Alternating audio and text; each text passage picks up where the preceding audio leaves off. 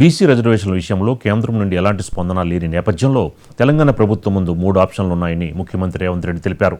42% రిజర్వేషన్ల కోసం రాష్ట్రపతి ఆమోదం కోసం వేచి చూడడం, జీవో ఇచ్చి ఎన్నికలకు వెళ్లడం, లేదా పార్టీ పరంగా 42% రిజర్వేషన్లు ఇచ్చి ఎన్నికలకు వెళ్లడం వంటి 3 మార్గాలను పరిశీలిస్తామని ఢిల్లీలో మీడియా చిట్చాట్లో రేవంత్ రెడ్డి తెలిపారు. జీవో ఇచ్చి ఎన్నికలకు వెళ్తే కోర్టు స్టే ఇచ్చే అవకాశం ఉందని, అబద్ధపు హామీలు ఇచ్చి ఎన్నికలకి తాను వెళ్లలేనని సీఎం రేవంత్ రెడ్డి స్పష్టం చేశారు.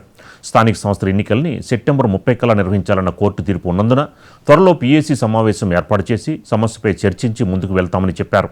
జంతర్ మంతర్లు చేసిన దీక్ష దేశవ్యాప్తంగా బీసీ రిజర్వేషన్ల పోరాటాన్ని తెలియజేయడానికేనని అన్నారు.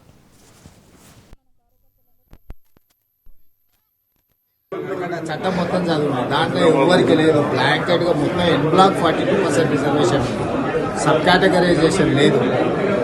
ఏబిసిడి గ్రూప్ ఉన్నది ఎడ్యుకేషన్లోనే వస్తుంది. పొలిటికల్ రిజర్వేషన్లో ఏబిసిడి గ్రూప్ లేదు. ఆయన ఏం మాట్లాడుతున్నా ఆయన అర్థం లేకుండా మాట్లాడుతున్నారు. ఇప్పుడు మనం మాట్లాడుతున్నది ఇది ఈ గ్రూప్కి 4% ఉంది రిజర్వేషన్.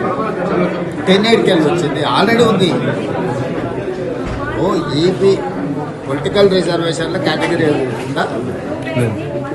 బీసీ అంటే బీసీ ఉంది. ఆయనకు ఆ మాత్రం కూడా అర్థం కాకుండా కేంద్ర మంత్రి అయితే నేను ఏం చేస్తాను? ముస్లింకి లేనే లేదు బాస్. ముస్లిమ్స్ అనే రిజర్వేషన్